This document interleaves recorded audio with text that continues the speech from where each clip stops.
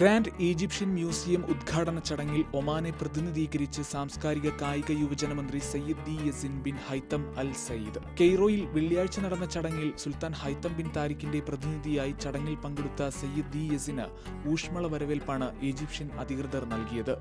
Egypt president Abdel Fattah El സിസിയും പ്രഥമ വനിത എൻറ്റിസാർ എൽ സിസിയും മുതിർന്ന ഈജിപ്ഷ്യൻ ഉദ്യോഗസ്ഥരും അദ്ദേഹത്തെ സ്വീകരിച്ചു.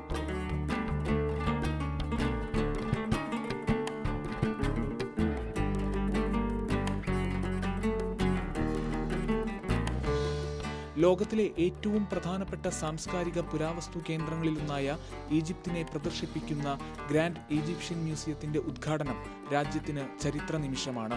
7 സഹസ്രാബ്ദങ്ങളുടെ ചരിത്രം പറയുന്ന 1,00,000 പുരാവസ്തുക്കൾ പ്രദർശിപ്പിക്കുന്നുണ്ട്. ഈജിപ്ഷ്യൻ രാജാവായ ടുട്ടൻഖാമന്റെ ശവകുടീരം പ്രദർശിപ്പിച്ചിട്ടുണ്ടെന്നതും പ്രത്യേകതയാണ്. 3300 വർഷം പഴക്കമുള്ള ടുട്ടൻഖാമൻ രാജാവിന്റെ ശ്മശാന അറ 1922 ബ്രിട്ടീഷ് പുരാവസ്തു ഗവേഷകനായ ഹോവാർഡ് കാർട്ടർ കണ്ടെത്തിയ ശേഷം ആദ്യമായാണ് പ്രദർശിപ്പിക്കുന്നത്.